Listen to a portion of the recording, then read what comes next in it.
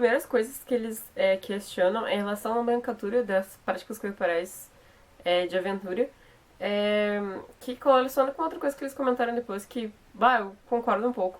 Porque na base fica meio vago quando eles não definiram o que é aventura, pelo fato que eles falam que é uma prática que, possibilita, muitos desafios e uma estação, uma sensação de aventura, relacionada, ao ambiente ou espaço que está sendo realizada.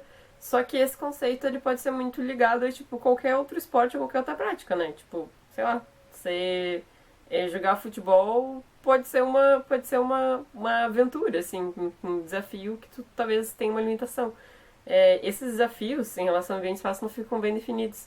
E eles comentam em relação à nomenclatura, né, que talvez seria interessante colocar na natureza o nome, mesmo sabendo que nem todos os esportes que são considerados de aventura, tipo parkour e skate, são na natureza, são mais voltados para o meio urbano. E na classificação eles, explicam isso, mas fica, uma coisa, estranha, né? Essa definição, tá, é aventura, mas qualquer coisa pode ser aventura. Uma pessoa, sei lá, é uma questão muito relativa e subjetiva, né? Então esse grupo o nome do grupo fica um pouco vago. E isso eu concordo muito com eles. Uma coisa que eu fiquei pensando também a partir do texto é que foi em relação ao período, né, em que esse esporte de aventura, eles seriam as práticas, desculpa, tô falando esporte de aventura, mas querendo dizer práticas. As práticas de aventura seriam introduzidas, dentro da escola, né, que seriam, nos anos finais, a partir do sexto ano.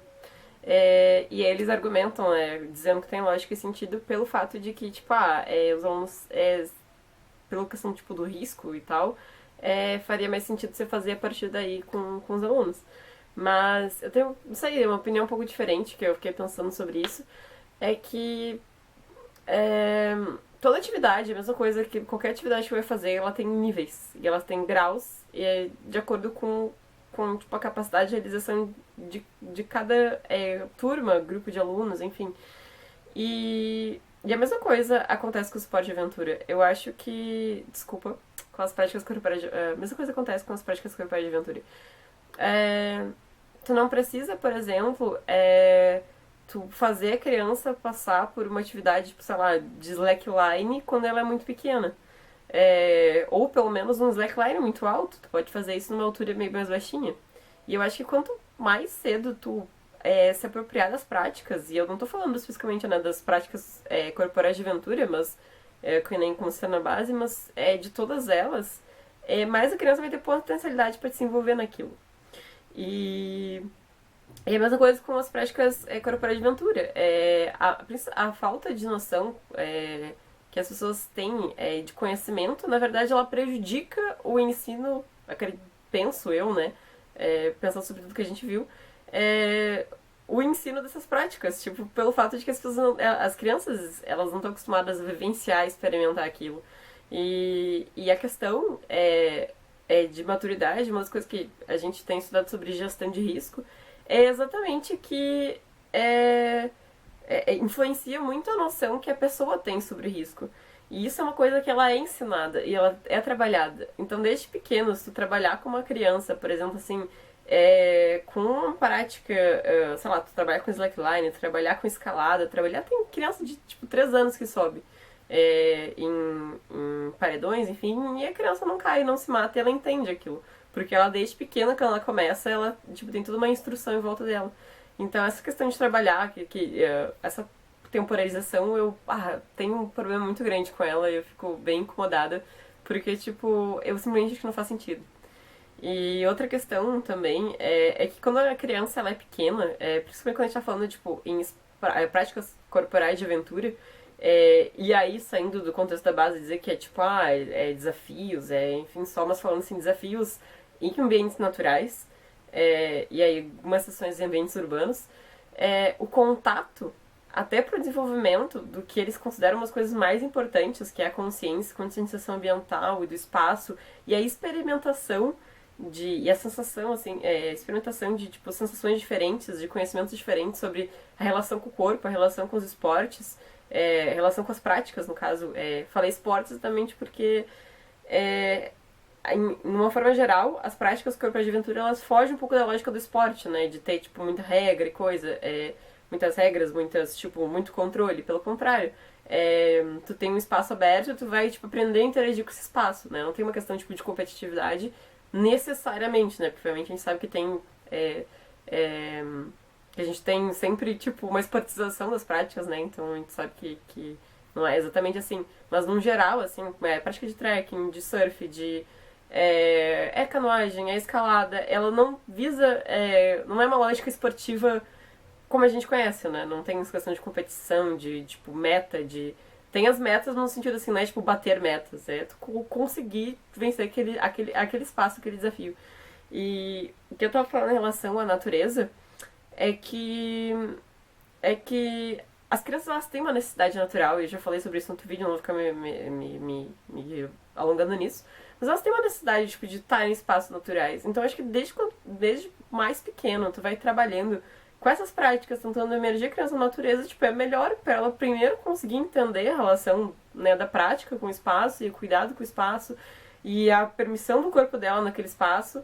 É muito mais fácil para ensinar. Então isso é uma coisa que eu acho que é bem importante. Eu fiquei pensando quando eu tava lendo esse texto e com as coisas que foram ditas. E a grande questão que eles colocam depois, eles vão desmembrando, né, falando várias coisas, e no final do texto eles colocam uma parte que é limites e possibilidades, que eu acho que é a parte mais importante do texto, pelo menos pra mim, porque é algo que a gente já vinha questionando dentro da própria faculdade, não só nas cadeiras de esportes, de aventura na natureza, mas nas cadeiras em geral, de que tem muitas coisas que elas acabam sendo, tipo, é lindo, teoricamente é muito bonito, é uma conquista tu ter, tipo, colocar isso como um dever de ser ensinado, no sentido de que as crianças têm o direito de aprender isso, e obviamente os professores têm que ensinar, só que é meio que assim, tu colocar um plano e uma meta de que os professores têm que ensinar aquilo, só que todo o espaço e os contextos, eles não estão preparados para ensinar esporte e aventura, né? Mas que exige, para te trabalhar com esporte e aventura, exige muito conhecimento sobre esporte, sobre esporte ou sobre a prática. E existe conhecimento técnico, e existe conhecimento de gestão de risco, e existe conhecimento. E existe conhecimento principalmente de como ensinar isso e perceber como que os alunos estão aprendendo. E é o que o texto ele enfatizou, eu acho que com muita relevância, exatamente de que vai ser num... A gente... São muito poucas universidades que têm cadeiras que preparam as pessoas para trabalharem e para ensinarem, principalmente professores na educação física, a trabalhar esporte de aventura. E isso não acontece só com esporte de aventura. Esportes, no caso da BNCC, práticas corporais de aventura. Mas acontece com todas as práticas, né? Eu, assim, tô me formando em licenciatura e eu não me sinto, tipo, capacitada de ensinar dança. Porque eu tive uma cadeira de práticas rítmicas e, com todo respeito, foi, tipo, bem pobre, assim. Eu não aprendi sobre ritmo, eu não aprendi sobre tempo, eu não aprendi sobre... aprendi muito pouco. Eu não me sinto capacitada de dar aula de ginástica, eu não me sinto capacitada de dar aula de algumas lutas. Eu não me sinto capacitada. E eu sei que isso envolve muito também do professor ir atrás, porque o essencial é tu saber dar aula, e eu acho que isso é muito importante.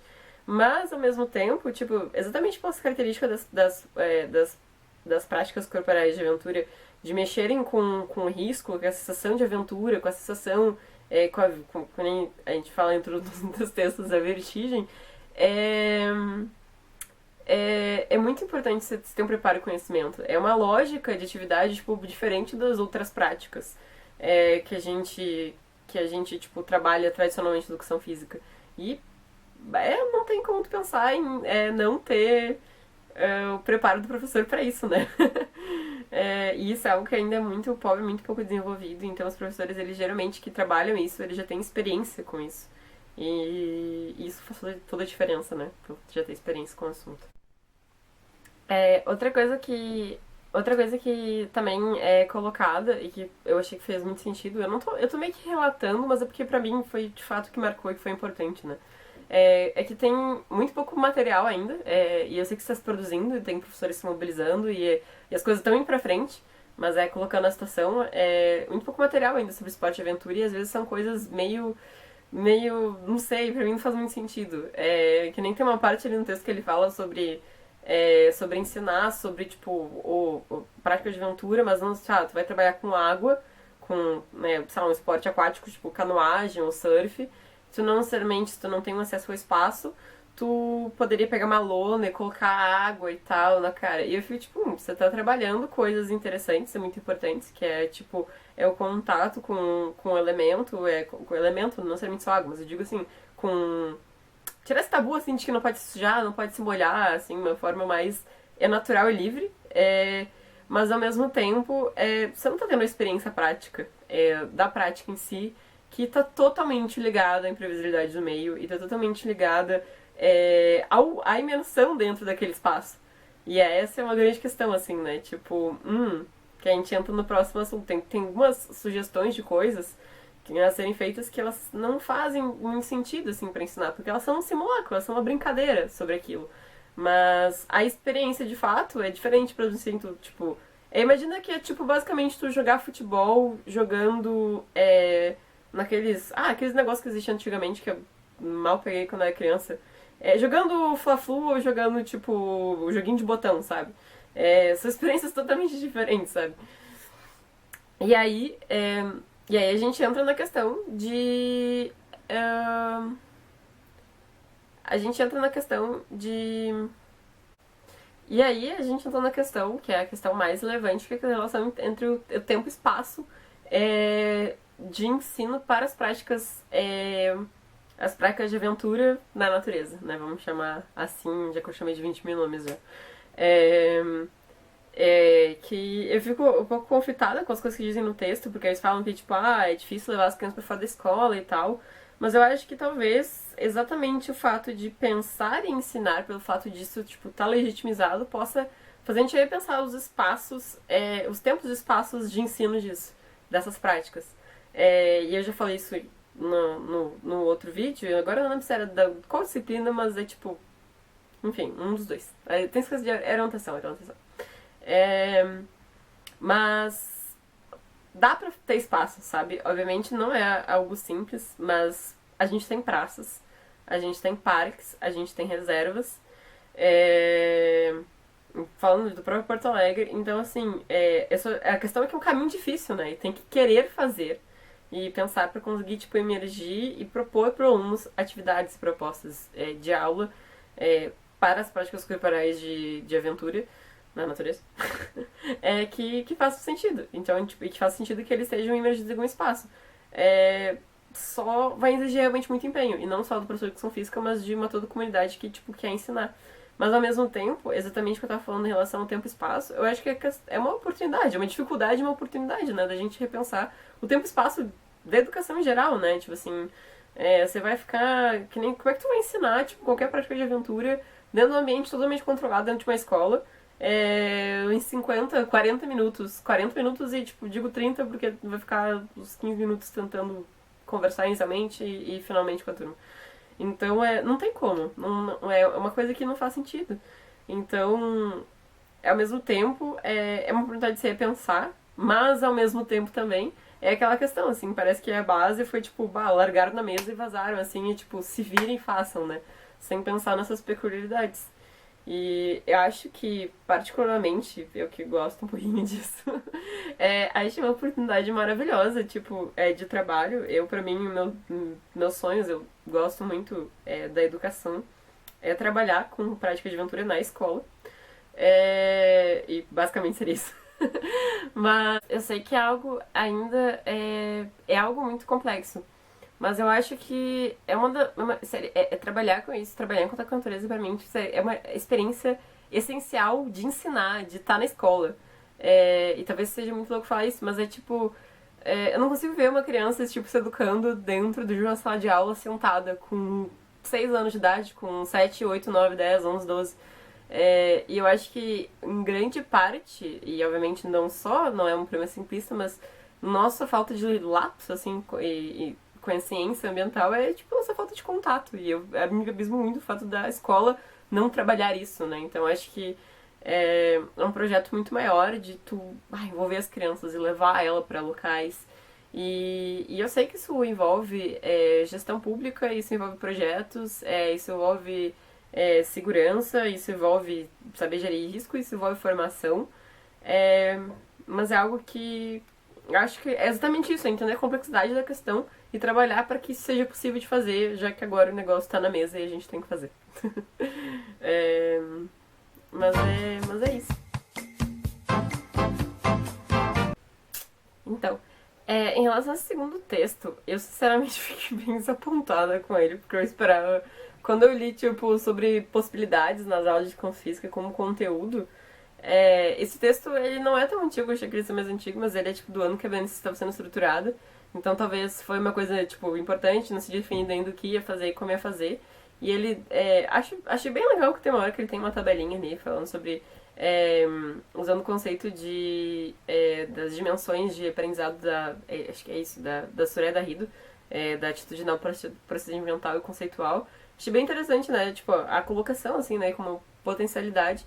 Mas eu achei que primeiro ela. É que tá, eu achei que talvez ele fosse ser uma continuação, vamos dizer assim, que o primeiro texto, ele que a gente leu, ele fala sobre exatamente os problemas da base em relação à aplicação no mundo real.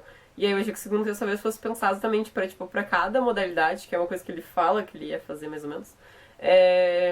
Ele ia, tipo, dizer qual seriam as potencialidades de ser feito e realizado isso ou não. Porque acho, tipo, muito importante trabalhar isso e a dimensão conceitual de entender como funciona a prática, os materiais que se usam, como lidar com aquele material, os espaços, o cuidado ambiental. É muito importante, mas a prática também é importante. E aí tem algumas, obviamente, algumas, tipo, tracking, a orientação. Tô tentando pensar agora, mas vou falhar. Eles são mais fáceis de serem, tipo, vão ser tactados. Mas eu sei lá, eu esperava que. É que eu fico uma expectativa meio errada do texto. Daí eu achei que ele ia falar especificamente de cada modalidade, sobre as potencialidades de realização.